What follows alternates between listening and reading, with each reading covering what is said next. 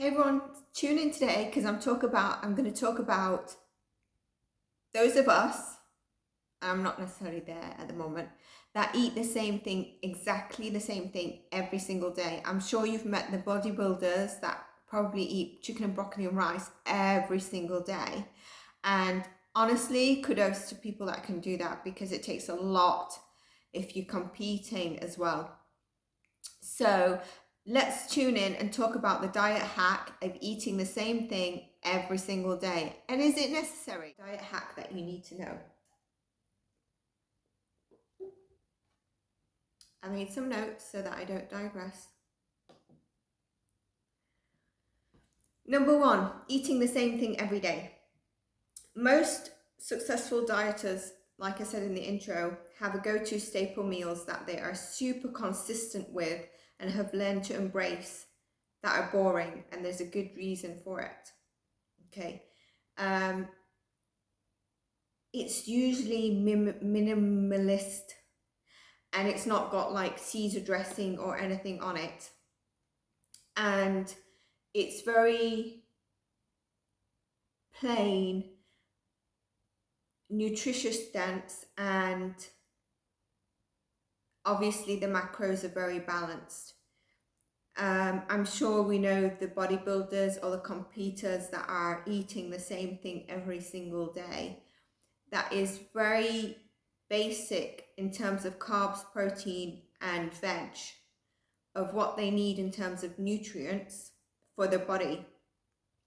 If you notice, they don't have much processed food in their diet. Number two, what about flexible dieting with less restriction? For this, flexible dieting is great and removes a lot of restriction that was once associated with dieting. However, too many options without proper planning can lead to decision fatigue, which often results in poor choices.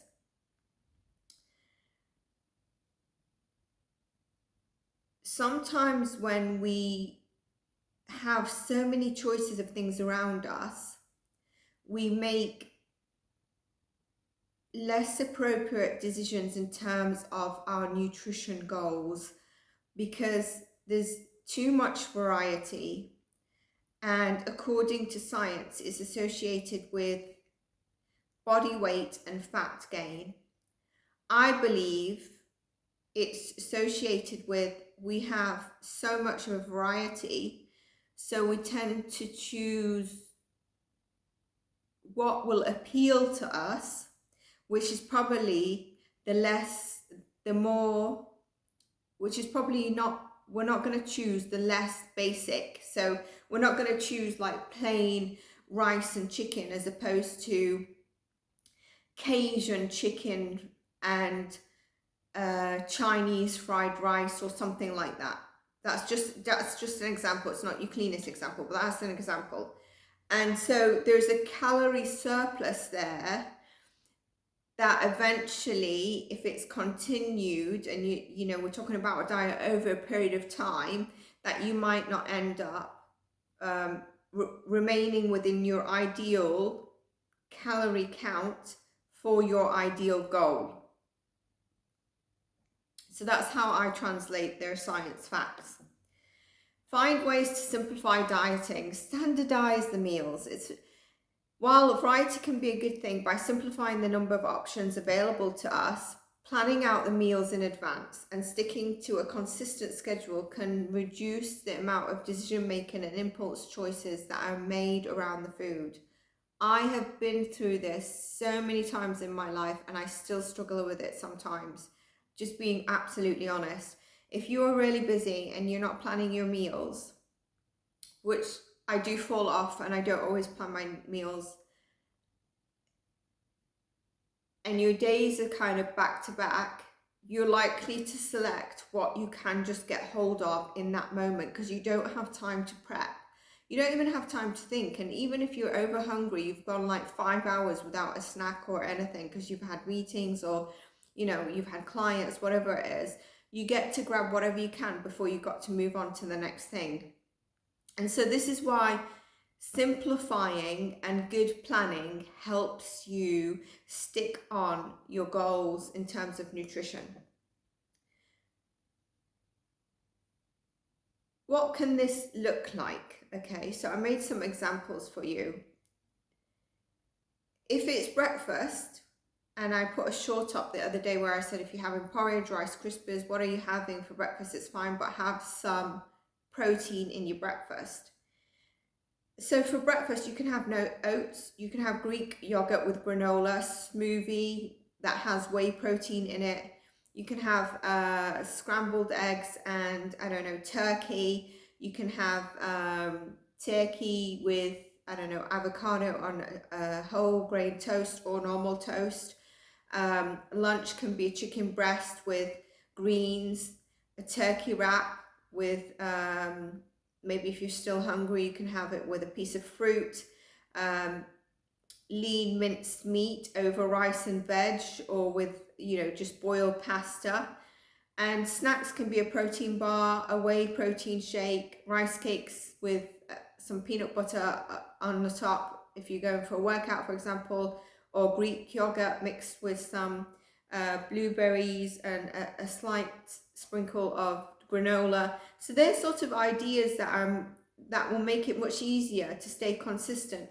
And you can leave dinner open for a bit more of a variety, or you can have, it depends on how you are. Some people have their main meal at lunch and some people have their main meal around dinner time because their schedule is like that. It's like the entrepreneurs that I always see for success get up at 5 a.m, 6 a.m. Okay, but what if I'm sleeping at 2 a.m, because that's my schedule, or that's where my clients are, or I work out this time, that time. So I think it's really important that it's the what fits you, and don't get caught up in this entrepreneurial wake up at 5, you will be a success story. You're not going to be a success story if you're only sleeping 5-6 hours and you end up depleting. You're actually, forget your fitness goal, forget your diet, you're actually going to put yourself in immense stress. Your hormones are going to be unbalanced, emotional state is going to be like a zombie, and you are not going to be in the best health over a long period of time. Sleep is really important. Gone off a bit of tangent, but I feel that's really important to say, because I used to, when I was younger, get swept up in that thinking that this is how something must be. It must be that you've got to be a morning person, or you can be an evening person, or you've got to do this, you've got to do that, otherwise you're not successful. Number 5, bonus tips to make this easier for you. You can make a grocery list and control your food environment. So we all hear of the people that say, I'm not going to buy it because if it's in the cupboard, I'll eat it. We all buy stuff just in case. Usually the snacky stuff, which is the processed foods, and they're easy to overeat and ready to grab at any point in time. So I would say, get your protein bars in, get some bars in that you need, but also don't go shopping hungry. Mistake I've done. Meal prep, and you can cook in bulk as well. So some people cook on their weekends when they have time to cook in bulk, and then they put it in portions, and you can freeze it, or you can put it in the fridge, or you can do it every 2-3 days depending. So there's some tips for you. Making a list, trying to stick to the list when you go to grocery shopping, and don't overindulge in the snacky stuff that you're going to grab to eat. If it's a cheat day, if it's a rest day, and during the week you're able to control yourself, thinking, okay, Sunday is my cheat and rest day, I'm going to get all these snacks out and be on Netflix, okay, fine. But if you're not going to be able to control yourself and it's going to turn from one snack into a bit of a binge, then find a way and try and maybe follow the tip that I just gave to help you. Sustaining the same simple thing every day can be boring. But let's try and think of it in a less boring way. Less boring, less stress, more success. Okay. So firstly, we save time because we're not standing thinking, what can I eat? What can I cook? I don't have time, etc. Two, you save money because you can buy in bulk and you can freeze the food and you spend less time eating out if you're someone who eats out a lot. You're in your control, you know exactly what's going on into your meals and how they're being prepared, and you're set for you have put your own portion size. As opposed to eating out, you don't really know what they're adding in the food. I don't mean that they're adding anything weird. I mean that they might be adding extra oil in, etc., etc. It's less stress. You know, you're ready after a long day, busy day. The last thing you want to do is stress what shall I eat and prepare it, which leads to usually the fastest things that you can prepare, maybe a microwave meal. So having your food tends to solve this issue. Okay. So to wrap up,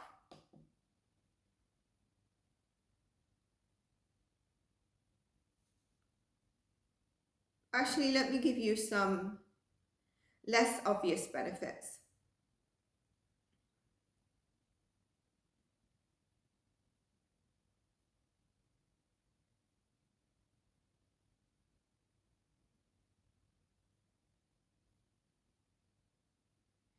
So I'm sure some of us have had days where we're bloated, lethargic, and had issues with our digestive system or going to the toilet.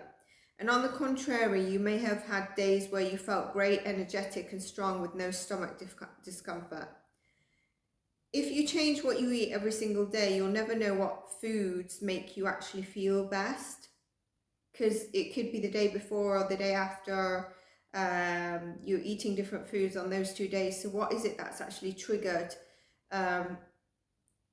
what I'm feeling right now, or you know, whether it was something that my stomach just doesn't want me to eat again, or an allergy.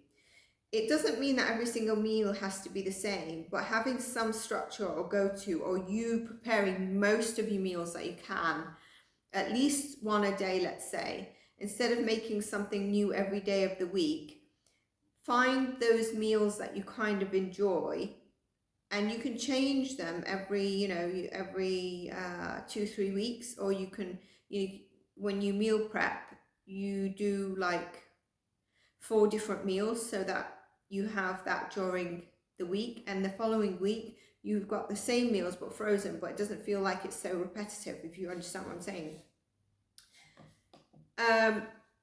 This makes it easier to also hit your macros, like your carbs, your protein, and your fats. And we've all played macro Tetris. Can you remember Tetris? Showing my age at night. And we've had like 14 carbs, 3 grams of fats, and 78 grams of protein left, and have no idea what to eat now. Don't make it harder than what is needed to build those Tetris blocks in the place. So what I do want to do is wrap it up for us now. So flexible dieting is great. It removes a lot of restriction, and once associated with dieting, it allows us such wide variety of foods, as long as we stay within what is our ideal calorie intake. Whether you're into fitness, strength training or not, there's a certain calorie intake for your body just lying down, and for your body depending on your activity, even if it's just walking the kids to school, walking to school, whatever it is, walking to uni. So it's staying within that calorie and still lose fat if your goal is to lose fat or be sustainable or gain weight. It's a good thing for some people. The variety of flexibility is a great tool when dieting, but too many options without proper planning can lead to the decision of last minute, I'm tired, I'm going to grab anything, which is poor choices. This is why the choice of minimalist staple meals, it can lead to greater success. I've put staple meals in there because it's basically what we've been talking about. Whatever you prepare, whatever is sort of nutritious foods. While a variety can be a good thing, it can knock you off track. I'm not talking about the weekends or your day off. Where there were studies done showed that food consumption increases where there's more variety in a meal diet, and that greater dietary variety is associated with increased body fat and body weight, as per the science facts. I broke this down and I said that's because we're likely to go over our calorie intake that's needed, and also we don't know what's in that food, which over time, not over 1 or 2 days, which I think this science fact, it's correct, but it's not broken it down like a lot of stuff you read, is because we're probably going in surplus or under calorie, not eating at the right calorie count. So you can gain weight or you can lose weight, or you can be out of what you want to sustain for your muscles or your body in general if you've achieved your ideal weight. Does this mean that if you eat something every day or different every day or every week that you will get fat? No, that's why I've just explained it.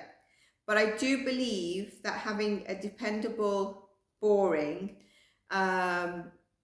routine removes the stress and worry and the variety that is around you that leads to poor decisions. And we've all been there, and I've been there for so many years, especially when I was in the corporate world or when I'm having a very busy day with a variety of clients as well. I can confidently say that if you're not traveling or on vacation, which is not all the time, so not every month you're going to be on vacation. I have eaten mostly the same meals. My breakfast is nearly the same every single day. It rarely changes, especially the breakfast. Lunch and dinner are very much similar, so they're the same staple things. I might just add little different things or add something different. I do have a snack bar. I do have a protein bar, which are processed.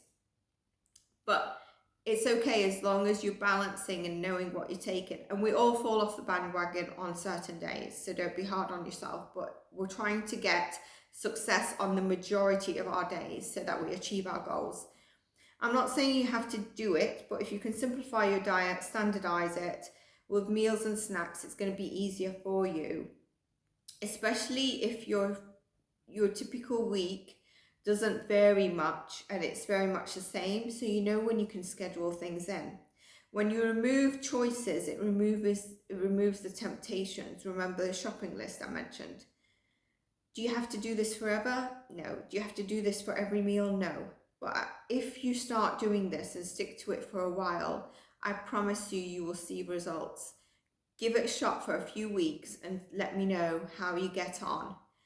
Let me know if this video was helpful for you, what tips you took away. Please do subscribe and like if this has helped you so that it gets out in the algorithm. I am providing free coaching through my content, through things that I've learnt along the way. And if you wanted to learn more, stay tuned and subscribe. You can always work with me should you want a consultation to achieve your goals. The content and coaching and education I put on here is from my own life journey. So I'm saving you many years by learning this. And as you can see, I present to you science facts, but I also break it down to what exactly that would mean or should ideally mean. And you can then decide whether the language I speak to break that down and understand it is something that helps you, and you think that I could help you on your goals, or even by watching the videos you think actually that makes more sense than the science. Sometimes the science makes sense to you because you don't know the ins and outs, and I present the full education. And what I also present is through the qualifications, certifications and accreditations from across the UK, the US and the Middle East. So I'm bringing you those elements as well. But I would love to see your like, and I would love to engage with you, and I would love to know what your goals are overall, because I can provide more content on that. Do check the About bio page, and should you wish to donate to the page as well, you can do via the PayPal. If you've got any questions, please do let me know, and I'll be more than happy to answer them and cover them in the next topic as well. Until then, I hope you enjoyed this video, and take care. Have an amazing day wherever you are, morning, afternoon, evening. See ya.